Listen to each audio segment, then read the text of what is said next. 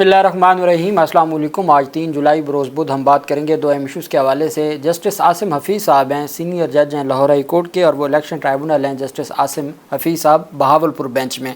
Bahawalpur division की जो election petitions हैं उसमें वो समाअत कर रहे हैं, और पाकिस्तान मुस्लिम लीग नून के 3 जो MNAs हैं जीते हुए फार्म 47, उनको हुक्म दिया था कि आप असल फार्म 45 जमा करवाएँ। वो फार्म 45 आज लेकर ना आए, जिस पर अदालत ने उनको जुर्माना भी आयद कर दिया है और अदालत ने ज़ाती हैसियत में तलब भी कर लिया है। उसकी तफसील मैं आपके साथ शेयर करूंगा, और मैं आपको बताऊंगा कि क्या वजह है कि इलेक्शन कमीशन को सुप्रीम कोर्ट जाना पड़ा है और काजी फारिसा साहब को बेंच बनाना पड़ा है।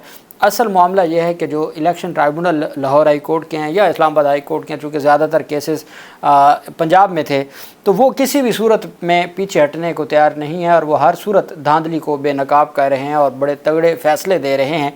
इस वजह से उनकी जो तैनातियाँ हैं, उनके जो ट्रांसफ़र हैं, उनकी अपॉइंटमेंट है, उनको चैलेंज किया जा रहा है, या उसके ऊपर कोई कानून साजी हो रही है। पहले एक ऑर्डिनेंस लाया गया, अब कानून साजी पार्लियामेंट के ज़रिए हो रही है। मामला सुप्रीम कोर्ट ले गए, वहाँ पर जो मुअज़्ज़ज़ बेंच है सुप्रीम कोर्ट का 5 रुकनी काजी फैसला साहब की, और एक ही जूरिस्प्रूडेंस को से मुतल्लिक जो जजेज़ हैं, जो आइन की तशरीह से मुतल्लिक जो जूरिस्प्रूडेंस है उस पर जो है वो तकिया करने वाले या मानने वाले मुअज़्ज़ज़ जजेस पर मुश्तमिल ये बेंच है जो ये समाअत करने जा रहा है। उसकी तफसील भी मैं आपके साथ शेयर करूँगा Lahore high court Bahawalpur bench में।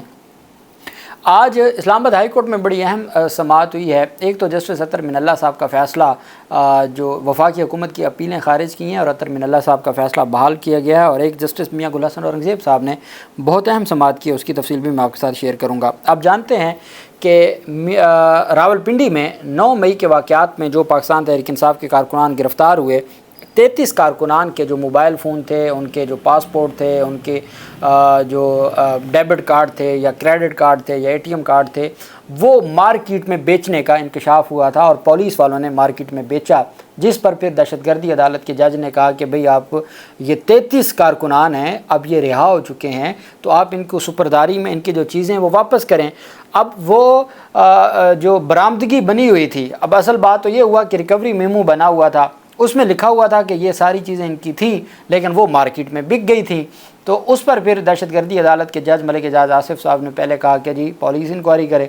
इंक्वायरी हो गई, उनको गुनहगार करार दिया गया, लेकिन कोई कार्रवाई ना हुई। फिर अदालत के हुक्म पर मुकदमा दर्ज हुआ, 406 का मुकदमा दर्ज हुआ। जब कोई ऑफिशियल करता है तो वो हमेशा 409 लगती है, 406 होती है प्राइवेट।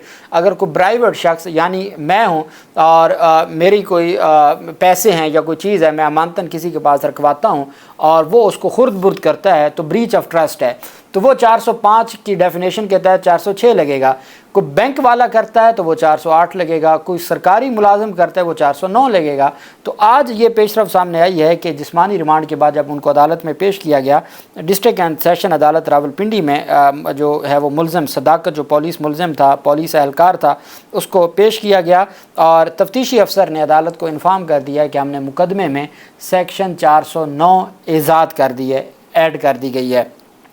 तफ्तीशी अफसर के मुताबिक एंटी करप्शन को तफ्तीश की मुंतकिली तक मुलज़म को जेल भिजवाया जाए, चूँकि 409 का जब दफ़ा लग जाए तो फिर एंटी करप्शन देखती है, और एंटी करप्शन को मुलज़म ट्रांसफ़र करने के लिए तब तक वो जुडिशल रिमांड पे जेल भेजा जाए, और फिर एंटी करप्शन जब टेकअप कर लेगी केस को तो वो फिर अदालत से जिस्मानी रिमांड और ये सिलसिला आगे चलेगा। तो मुलज़म सदाकत अहमद पर 9 मई के 33 मुलज़मान का कीमती सामान फ़रोख्त करने का इल्ज़ाम था, और जिस पर यह मुकदमा दर्ज हुआ। सीनियर सिविल जज वकार अहमद सद्दू साहब ने समाअत की और 8 जुलाई तक समाअत मुलतवी की है। ये अहम पेशरफ सामने आई है। दूसरी तरफ जस्टिस मियां गुल हसन औरंगज़ेब साहब ने लापता शहरियों के हवाले से जो केसेस हैं उस पर अहम समाअत करते हुए जो बड़ी कार्रवाई और बड़ा फ़ैसला दिया है। इस्लामाबाद हाई कोर्ट ने लापता शहरी की बादयाबी से मुतल्लिक़ केस की समाअत में रिमार्क्स दिए। पाकिस्तान में लोग लापता हो रहे हैं, यहाँ कौन आएगा, कौन आके यहाँ पे इन्वेस्ट करेगा जब यहाँ पे सिक्योरिटी नहीं है और अपने लोग लापता हो रहे हैं और उनका पता ही नहीं चलता।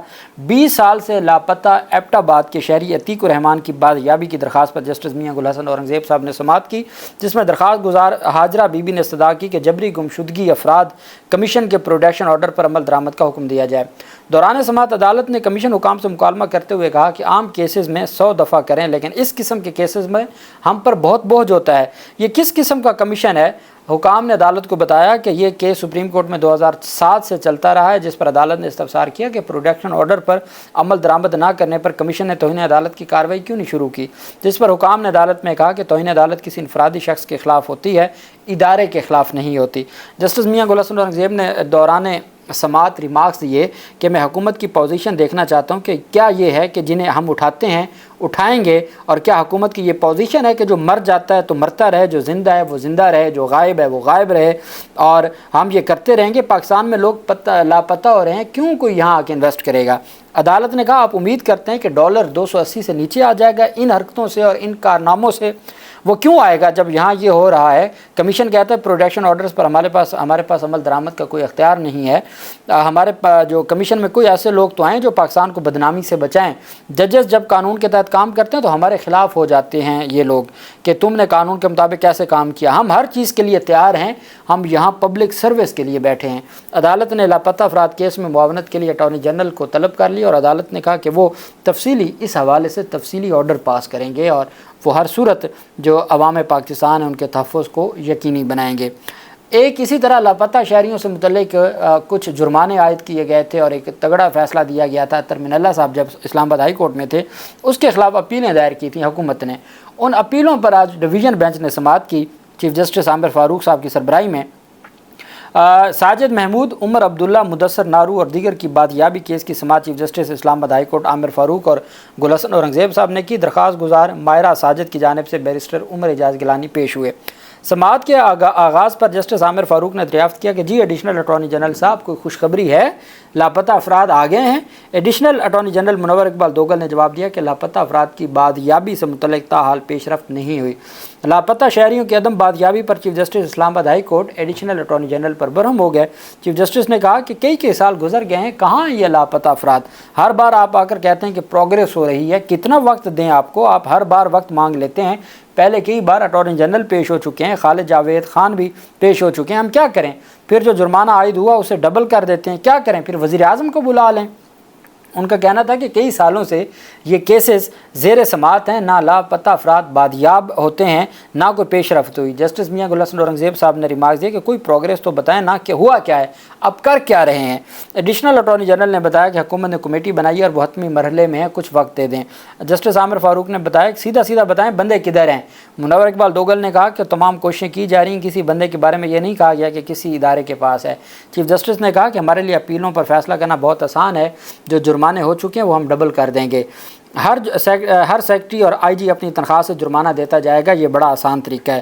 ہم تو 7 سال سے یہ کیس لے کر بیٹھے ہوئے ہیں کہ کچھ ہو جائے، میرا خیال ہے اب یہی کرنا پڑے گا، آپ تاریخ پر مختصر وقت مانگ لیتے ہیں۔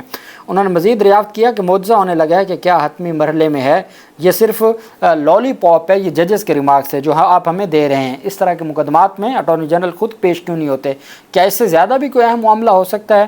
ایڈیشنل اٹارنی جنرل نے کہا کہ اٹارنی جنرل مصروف ہیں۔ عدالت نے استفسار کیا کہ کیا مصروفیت ہے، کسی انہوں نے بھی قید کر دیا ہے؟ ہم بھی وزیر اعظم یا کسی اور کو بلا لیتے ہیں، بتائیں اور کیا کریں؟ فیڈریشن نے شاید حلف اٹھایا ہوا ہے کہ عدالتوں کی معاونت نہیں کرنی۔ اب آپ عدالتوں کو اس حد تک لے آئے ہیں کہ اب آپ کی کسی بات پہ یقین بھی نہیں کیا جاتا۔ ہم سے یہی بات کہہ کر اسٹے لیا گیا تھا کہ کوششیں ہو رہی ہیں، اگر یہ کہہ دیں کہ بندے لے آئیں گے تو وقت دے دیتے، اب تو بہت وقت گزر چکا ہے، آپ کو تو کچھ پتہ ہی نہیں ہے۔ چیف جسٹس نے مزید کہا کہ جب تک وزیر اعظم یا وفاقی کابینہ سے لکھوا کر نہ لیں، ہم آپ کی بات پر اعتبار نہیں ہے۔ ہمیشہ سے ہم سنتے آئے ہیں کہ یہ ہو رہا ہے، وہ ہو جائے گا۔ جسٹس میاں گل حسن اورنگزیب نے کہا کہ ہم اپیلیں مسترد کر رہے ہیں، آپ جا کے سپریم کورٹ میں دائر کریں۔ بعد ازاں اسلام آباد ہائی کورٹ نے جبری گمشدہ افراد کمیشن کی جو کارکردگی ہے اس کے اوپر بھی سوال اٹھایا، اور عدالت نے کہا کہ جس طریقے سے معاملات کو چلایا جا رہا ہے، کہیں بھی یہ جو معاملات ہیں وہ آگے نہیں بڑھیں گے۔ عدالت نے سنگل بینچ کی جانب سے افسران پر کیے گئے جرمانوں کے فیصلوں کے خلاف وفاق کی تمام انٹرا کورٹ اپیلوں کو خارج کر دیا۔ عدالت نے کیس کا جو آرڈر جاری کیا، حکم نامے کے مطابق ساجد محمود کی اہلیہ کی درخواست پر اطہر من اللہ صاحب کا جو 2018 کا فیصلہ ہے وہ برقرار ہے، اور اسلام آباد ہائی کورٹ کے خصوصی بینچ نے اطہر من اللہ صاحب کا فیصلہ برقرار رکھا ہے۔ وفاقی حکومت کے فیصلے کے خلاف اپیلیں مسترد کی جاتی ہیں۔ 2018 کے سیکرٹری دفاع لیفٹیننٹ جنرل ریٹائرڈ ضمیر الحسن شاہ پر 1 لاکھ جرمانہ بحال کیا گیا ہے۔ 2018 کے چیف کمشنر پر 1 لاکھ روپے جرمانہ، 2018 کے آئی جی اسلام آباد پر بھی 1 لاکھ روپے جرمانہ بحال کیا گیا ہے۔ حکم نامے کے مطابق 2018 کے ڈی سی کے خلاف 1 लाख रुपए जुर्माना और SHO पुलिस कैसर न्याज को भी किया गया 3 लाख रुपए का जुर्माना बहाल कर दिया गया है। ये अदालत की जानिब से जो है वो वफाकी हुकूमत की अपीलों को खारिज कर दिया गया है।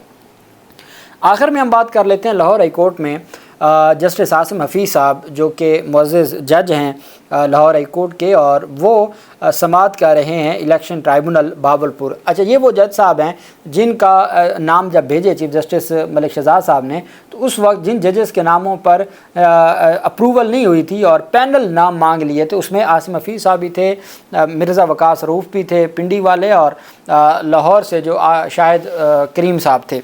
अब उस मुअज़्ज़ज़ जज साहब ने जिन पर कल समाअत होने जा रही है, अब मुझे ये लगता है कि अगर अदालत फ़िलहाल इसको कुछ ना भी करे, क्योंकि अभी हुकूमती जो पार्लियामेंट में कानून साजी है वो इन प्रोसेस है, तो मुझे लगता है कहीं मुअत्तल ही ना कर दे, काम से ना रोक दे। अगर काम से रोक दिया जाएगा तो ये सारा कुछ जो है वो रुक जाएगा। लेकिन मैं ये भी जानता हूँ कि इस सारे मामले के ऊपर जो अब फुल बेंच कह रही है कि जो इंतखाबात के मामलात हैं उनको हमने किस तरीके से लेके चलना है और किस तरीके से हमने मुकम्मल इंसाफ देना है, तो ये बहुत ज़रूरी हो गया है कि ये मामला भी वहीं जाना चाहिए और ये फुल कोर्ट को ही डिसाइड करना चाहिए। अब देखते हैं कल लाहौर सुप्रीम कोर्ट में क्या होता है। लेकिन बहावलपुर डिवीज़न से नून लीग के 3 उम्मीदवार, उनके ऊपर जुर्माने आयद कर दिए हैं, और ये जुर्माने आयद किए गए हैं जस्टिस आसिम हफीज़ साहब की जानिब से। आप जानते हैं कि तमाम मुकदमात में फार्म 45 ओरिजिनल मांगे जा रहे हैं। अब जब फार्म 45 ओरिजिनल मांगा जाता है तो वो फार्म 45 ओरिजिनल दिया नहीं जाता।